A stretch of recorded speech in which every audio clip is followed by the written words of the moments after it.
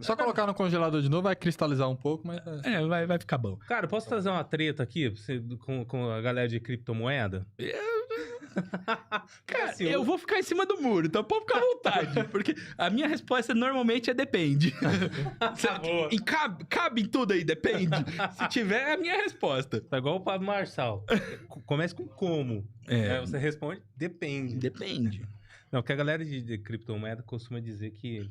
Você falou do lastro da criptomoeda.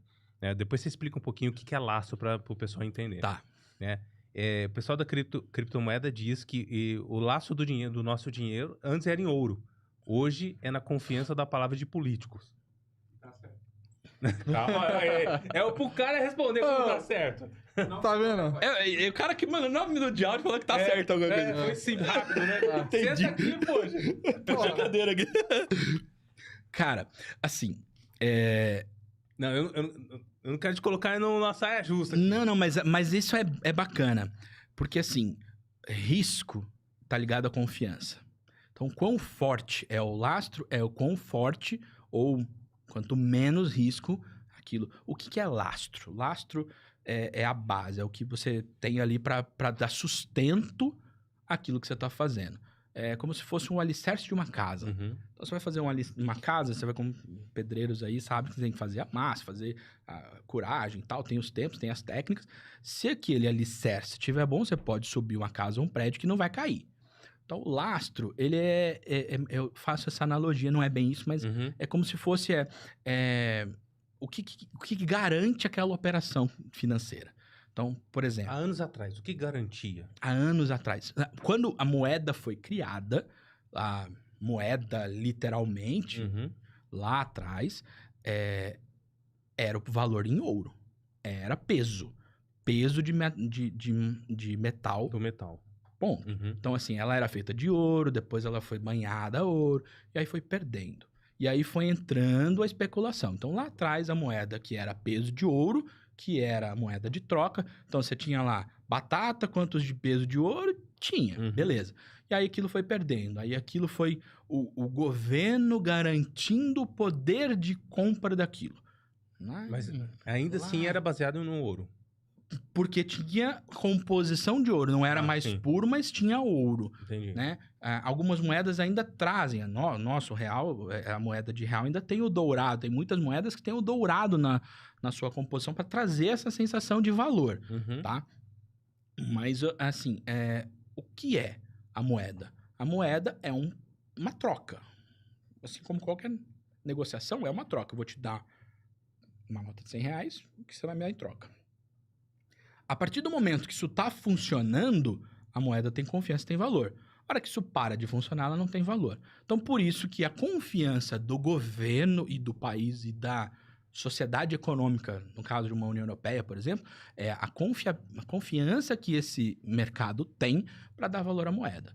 Nós estamos num país em que a confiança é medida muitas vezes, erroneamente, inclusive, pelo que os políticos fazem e tudo mais, mas não é isso.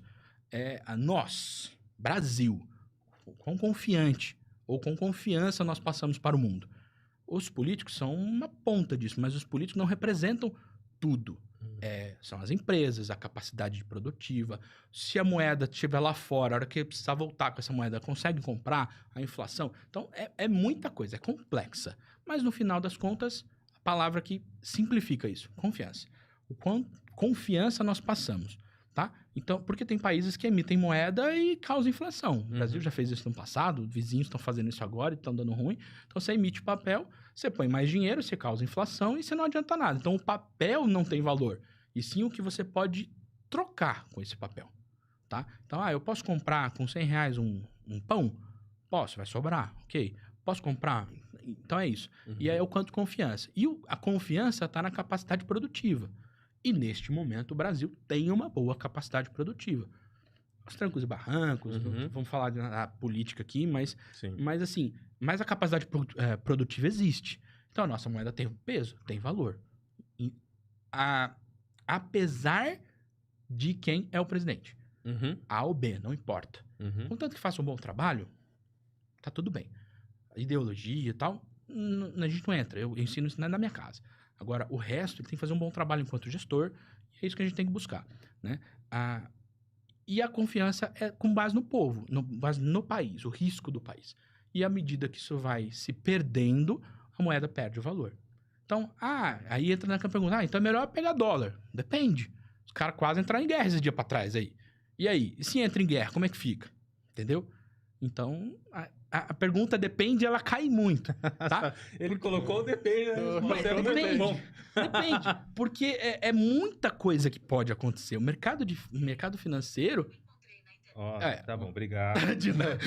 A China tá ouvindo. A China tá nos ouvindo agora. Os caras estão falando em mandarim aí contigo. E assim, depende. Mas, de fato, o quão risco você está exposto naquilo. Então, você me perguntou do lastro.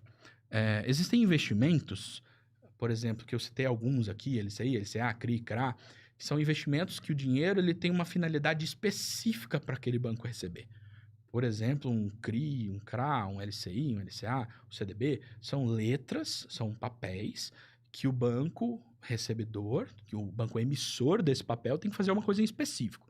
Vou dar um exemplo que é muito conhecido no Brasil, que é o LCI, Letras de Crédito Imobiliário. Então, o banco recebedor, ele tem que, com esse dinheiro, obrigatoriamente fazer financiamento de habitação dentro do SFH ou do SFI. Ponto. Então, existe um mecanismo disso. Então, qual é o lastro ou qual é o funding, o que se faz com esse dinheiro? O cliente que busca por esse investimento sabe que esse dinheiro está indo para o financiamento de habitação e que quem financia uma casa dá a casa em garantia. Se der um problema, nós temos a casa. Então, no frigir dos ovos, lá na frente, se der tudo errado, nós temos um imóvel físico. Perceba que lá atrás eu falei, um LCA, agronegócio. Lá na frente, tem uma fazenda, tem um trator físico, palpável. Entendeu? Entendi. Um CRI, tem um galpão, CRA, enfim. Lá na frente, quando você analisa toda a cadeia, para onde está indo o dinheiro, lá na frente, isso lógico, em macro, né? Lá na frente a gente tem algo palpável. É uma empresa garantindo, é um imóvel, é alguma coisa. Então, quando você tem um investimento que tem um lastro nesse sentido, que o lastro é algo palpável, é mais fácil de você mensurar.